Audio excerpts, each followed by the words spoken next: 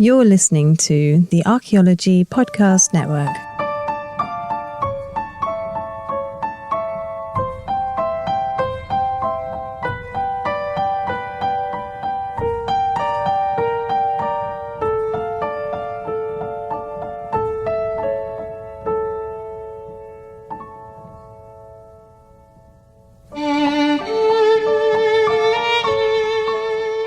Welcome to the Past Macabre, where we journey through history to explore how our relationship with death reflects the values, fears, and hopes that shape how people live. I'm your host, Stephanie Rice. Thank you for joining me for Episode 5, Entrances to the Underworld. Throughout human history, and spanning nearly every continent, certain natural places have evoked fear, reverence, and wonder. These places give rise to myths about realms normally inaccessible to the living. Some of these sites were human-made, like the passage tombs of Ireland that we discussed in the last episode, the Neolithic origins of Halloween. In this episode, we'll look at a few of the naturally formed places where myths claim the realm of death overlaps with ours. These places were crafted by natural processes and only added to by human hands. They seem to defy the control people so often seek for safety and comfort. They hold a sense of raw mystery and ancient power, drawing us to the edge of what we can understand. Maybe our desire to build structures where the supernatural can only manifest during specific times of year or through specific rituals is an attempt to feel that sense of control in the face of these unpredictable and otherworldly landscapes.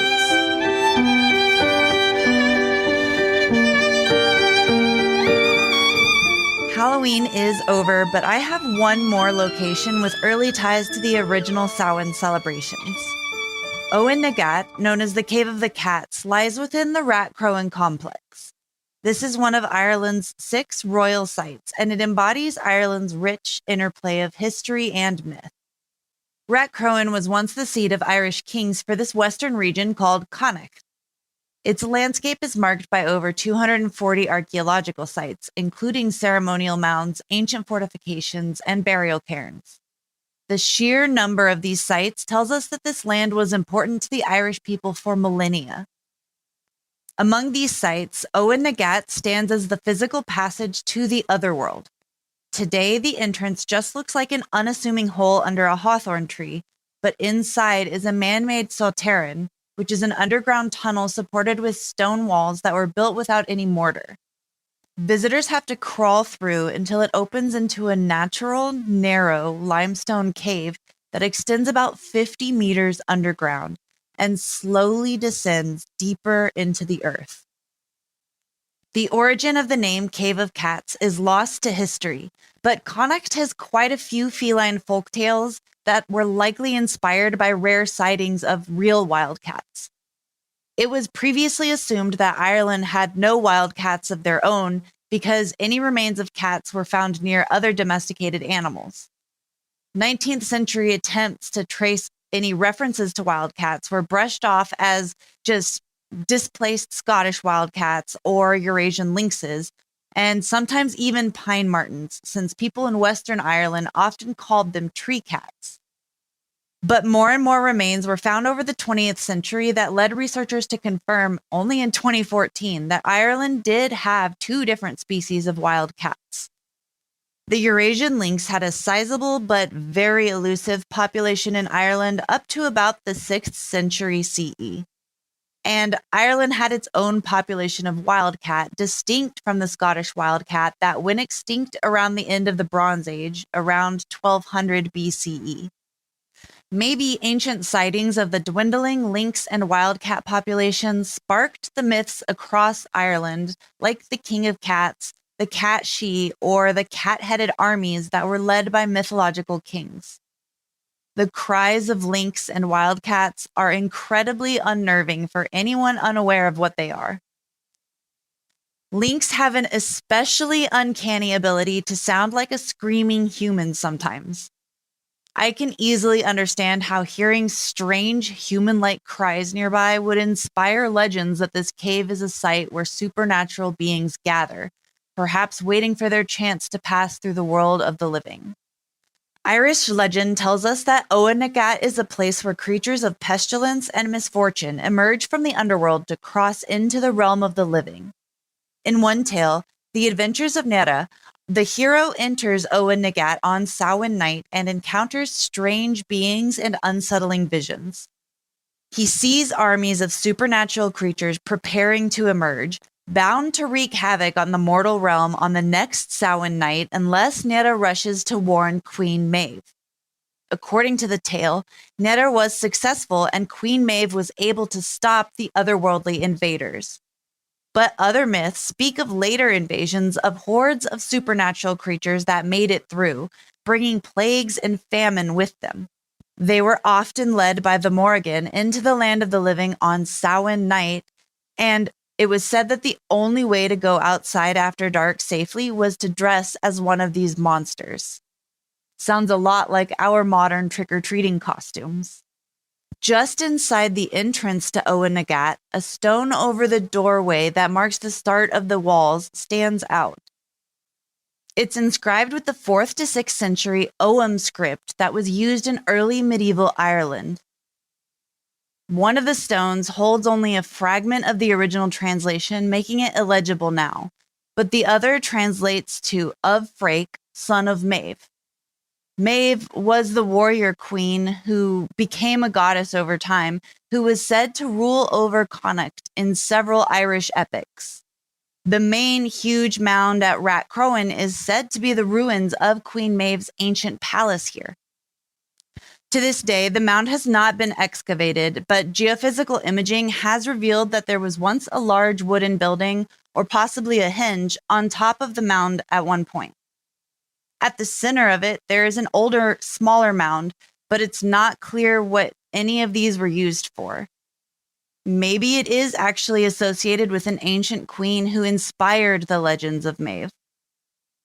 The epics also include the story of the trials that Freke went through in order to earn the right to marry Medb's daughter, Finnebair. He succeeded and became Medb's son-in-law, as we would now call it, but then he would have simply been called her son. The archaeological presence of the Ogham stones links Owen Nagat directly to the tales of Freke and Medb, centuries before they were written and altered by Christian monks. It supports the theory that the recorded myths of Ireland hold fragments of older oral stories that were passed down. Hundreds of years ago, possibly even further back, this site was one of cultural significance that was associated with leadership. That connection continued through Irish history as the kings of Connacht continued to have themselves buried nearby. Owen Nagat even has almost supernatural ties to modern leaders. Carved into the limestone walls inside the cave is the name of one, the first president of Ireland and founder of the movement to save the Irish language, Douglas Hyde. He grew up nearby and carved his name here during his childhood, long before any aspirations of a political career. Now it's time to leave Owen Nagat and cross continents to Japan. There's another ancient place here that blends the natural landscape, death, and the supernatural. Mount Osore is known in Japanese as Osorizan, which translates to Dread Mountain. It has a haunting volcanic landscape with active sulfuric gas vents, twisted rock formations and lava flows, and thermal pools that are tinted with otherworldly hues.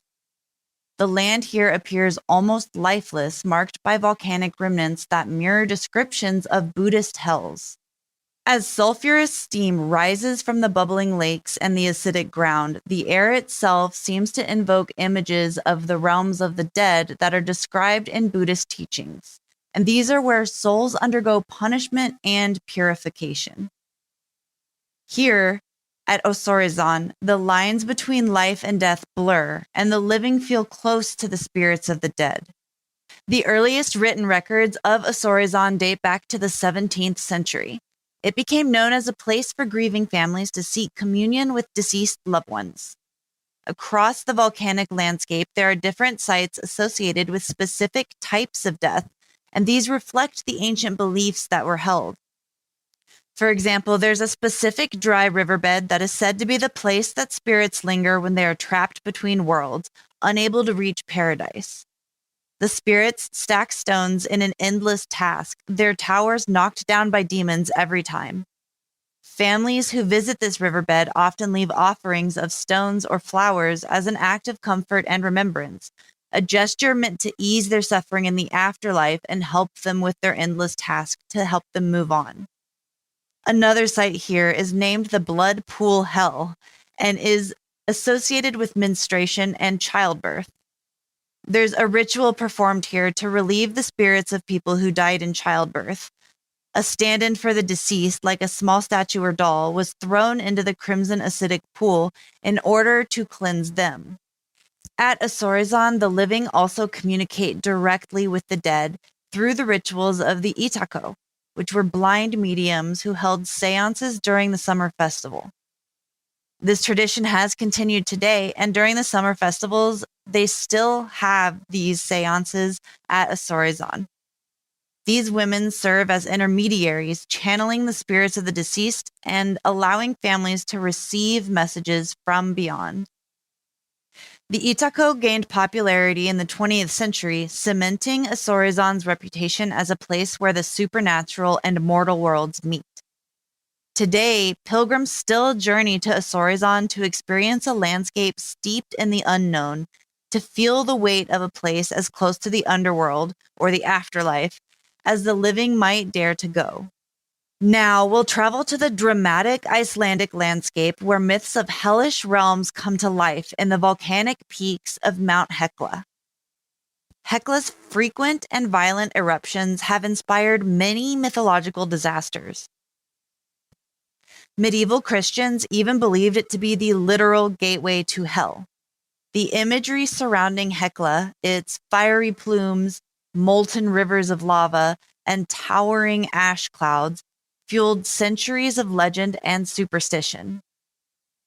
In medieval European lore, Hekla became a symbol of hellish landscapes, possibly even inspiring Dante's Inferno, and it was thought to be a place where souls would descend into the underworld, and sometimes escape it. This reputation was reinforced through medieval literature. Like in The Voyage of St. Brendan, Hekla was described as a place of eternal fire and torment. In the tale The King's Mirror, it was portrayed as a terrifying landscape filled with smoke and ash. There are stories that flocks of birds circling over Hekla after an eruption were the souls of the damned, forever trapped in the fiery underworld, with only a glimpse of ours. Each eruption, bringing with it destruction and chaos, added to the volcano's fearsome myths. Even though Iceland wasn't inhabited until the 9th century CE, archaeological evidence reveals that thousands of years before humans ever laid eyes on Hekla, its eruptions had a powerful impact on the environment and humanity. Hekla erupted around 2300 BCE with the same force as the Mount Vesuvius eruption that buried Pompeii. This eruption at Hekla left a trail of ash as far west as Ireland. There were tree ring records that show reduced growth, which suggests that there was widespread cooling and probably failed harvests. And there was ash found as far east as Estonia, where peat bogs preserved it. Researchers have theorized that this is what led to many people moving around Western Europe at the beginning of the Bronze Age and spreading the metalworking technology the way that it did. The very first copper mining in Ireland began about this time at Ross Island in County Kerry, and the presence of certain types of pottery there indicate that the local inhabitants were shown how to work this copper by outsiders from mainland Europe.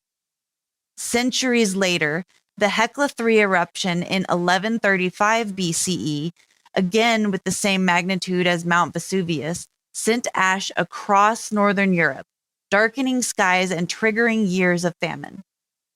Researchers think that the collapse of most Bronze Age societies in Europe at this time, and even the Mediterranean, were caused by the environmental impact of a more powerful eruption at what is now called Santorini, that caused mass famine in the Mediterranean region and was then followed by the Hekla 3 eruption, which caused mass famine to the north not long after. Even as the volcanic activity left physical scars on the landscape, it left deeper marks on the collective imagination from the trauma endured for years. The repeated impact of Hekla's eruptions and Iceland's other active volcanoes across the North Atlantic likely inspired Ragnarok in Norse mythology. Surtur, the fire giant said to engulf the world in flame during Ragnarok, is often seen as a personification of fire and lava. The poem Volspa from the Poetic Edda is a pretty accurate description of the aftermath of a major volcanic eruption. The sun turns black, earth sinks in the sea, the hot stars down, from heaven are whirled. Fierce grows the steam and the life-feeding flame, till fire leaps high about heaven itself. Similarly, researchers think that Fimbulwinter was inspired by the volcanic winter caused after another period of major eruptions from Hekla and other Icelandic volcanoes in the 6th century CE. This caused such a drastic temperature drop in Europe that it snowed in the summertime for 10 years straight. Famine spread and violent conflicts broke out all over Europe for quite some time. The long winter caused a global cooling effect that led to what we call the Little Ice Age, a nearly 500-year period of famine and instability that was caused by colder than usual temperatures across Europe. Hekla's legacy endures today in the way that it shaped the course of European history, as seen in the myths inspired by the cultural memories of it, and through the physical layers of ash that tell the story of fire, destruction, and creation. Each eruption leaves a new layer of earth, and Hekla's eruptions have been so frequent and massive that they have created roughly 10% of Iceland's entire landmass. Maybe this, too, is reflected in Norse myth. It is said that when Ragnarok is over, a new world will rise from the seas. This new world is said to be repopulated by humans, and the surviving gods became a new pantheon led by Balder. As Europe was experiencing volcanic winter and widespread famine due to Hekla and the other large volcanoes in the area, the Mayans of the Yucatan Peninsula across the Atlantic were experiencing their golden age. Construction was started at Chichen Itza in the 6th century CE, and it was expanding into a large center for trade and religious practices. Underneath the step pyramid at the center of Chichen Itza is a sacred pool called a cenote. Cenotes are natural sinkholes that form over millions of years when water dissolves parts of the porous limestone shelf that forms the peninsula. These cenotes were essential freshwater sources and spiritual centers and territorial boundaries for the ancient Mayans.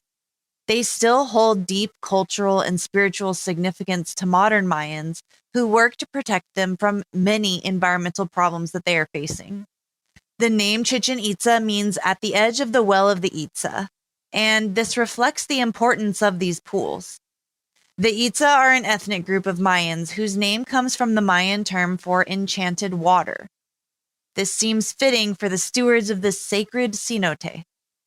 Cenotes were often considered to be portals to Xibalba, the Maya underworld, which is a realm of darkness and decay ruled by fearsome deities associated with death, disease, and misfortune. The Mayans left sacrifices at cenotes since they saw them as gateways between the world of the living and the dead. Archaeological evidence found within these water-filled caves reveals traces of ritual offerings like ceramics, stone artifacts, jade artifacts even, and sometimes human remains. The sacred cenote at Chichen Itza is perhaps the most famous example, and it's a site where priests conducted ceremonies to appease the gods. For the Maya, these cenotes served as points of communion with divine forces. In Maya cosmology, cenotes represented the physical gateway. Modern Maya communities continue to honor these sacred sites, blending ancient beliefs with Catholic rituals. Now, offerings of candles and flowers are left at the cenotes. The cenotes not only preserve the spiritual history, but also serve as historical archives going way back.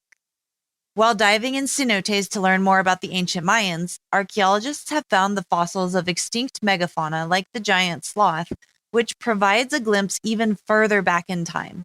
These cenotes truly do offer a glimpse into the dark, hidden places where death has reigned for much longer than humans have been present.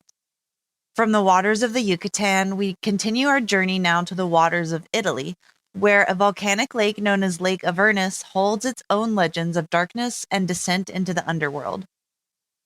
Lake Avernus is near Cumae, and people have believed this lake to be the entrance to the underworld for a long time. The name Avernus itself means birdless in ancient Greek due to the sulfurous gases that rise from the waters and prevent birds from flying overhead without risk of suffocating.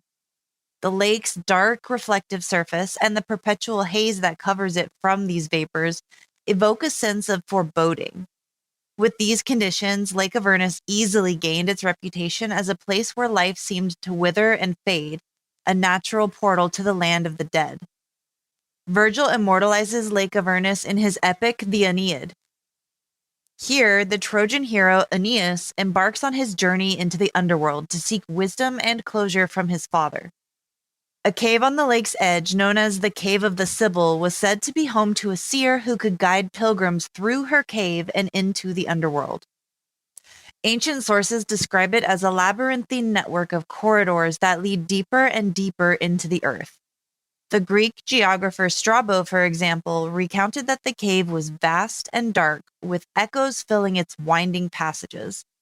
These descriptions reinforced the supernatural air around the cave and attracted pilgrims over time. The Sibyl is depicted as both revered and feared. Her wisdom was tainted with a certain danger, yet it was also highly sought after in the Roman world. Her prophecies were notoriously ambiguous, requiring interpretation and quite a lot of caution. In the Aeneid, she leads Aeneas into the entrance of the underworld, her knowledge of the realm of the dead positioning her as the intermediary between the living Aeneas and the deceased. But she could only share her knowledge in cryptic phrases that demanded careful reflection.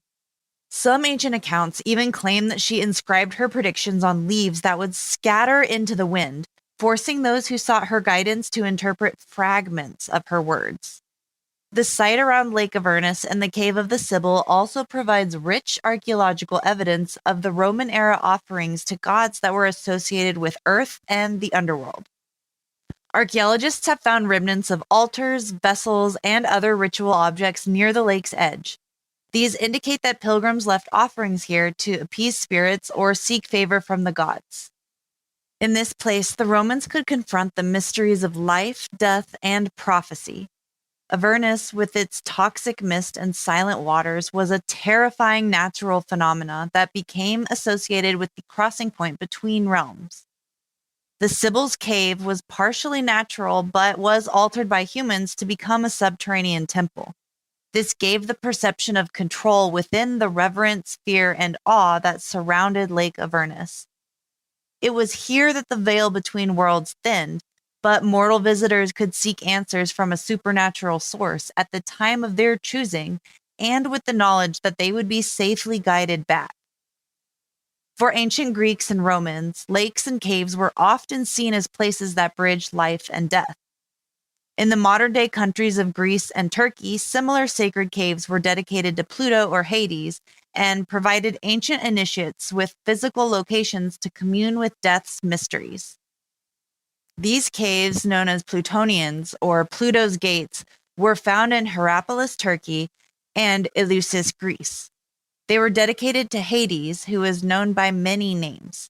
In ancient Greece, it was considered bad luck to say Hades' true name. A common Greek name for him was Pluton, which meant wealthy one, and this is what the Romans based their name, Pluto, off of. The Plutonian at Hierapolis was well known in antiquity for emitting toxic gases that were lethal to those that were thought to be unworthy of entering.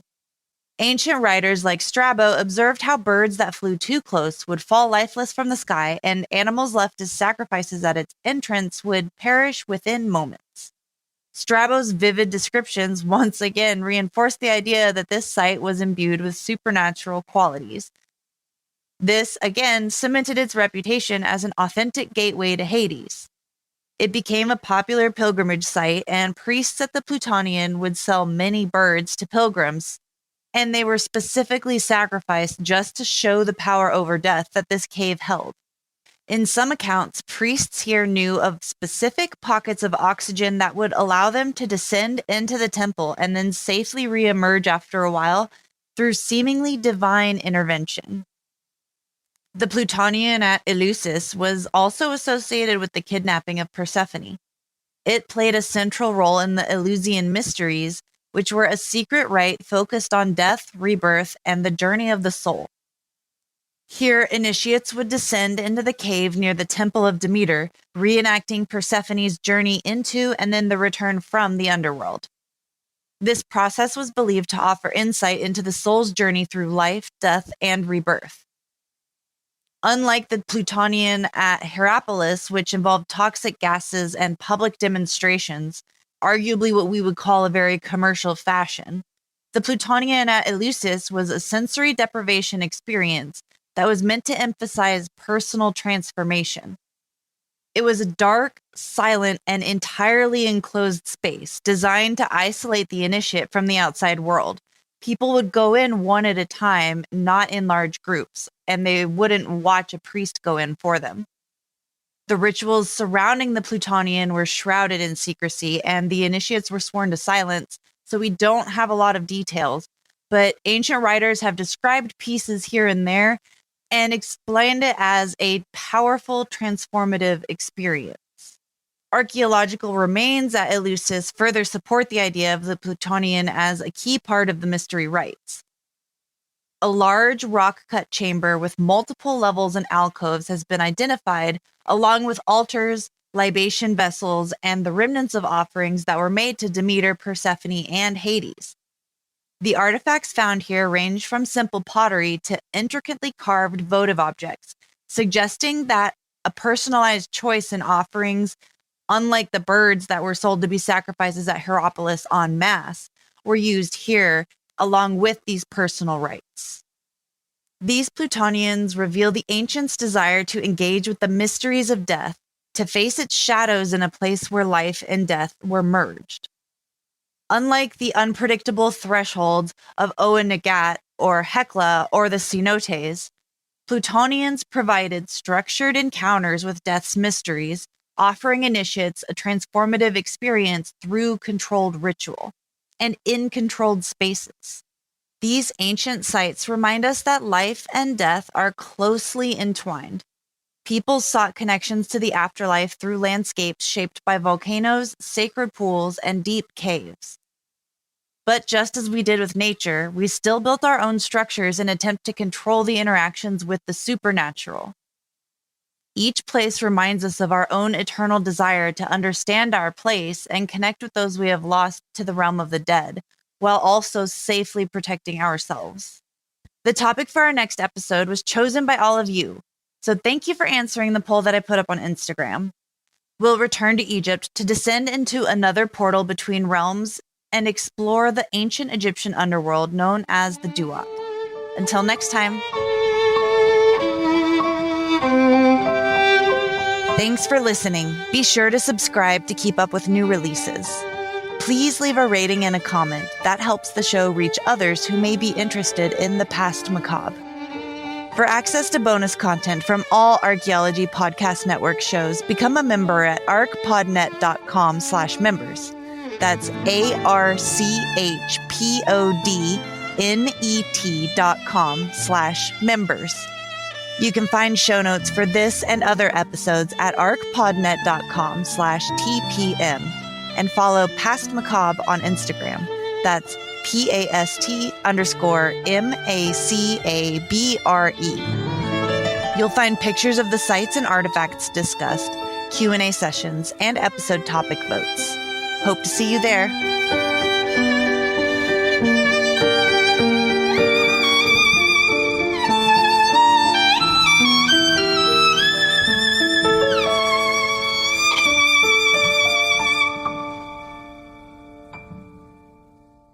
This episode was produced by Chris Webster from his RV traveling the United States.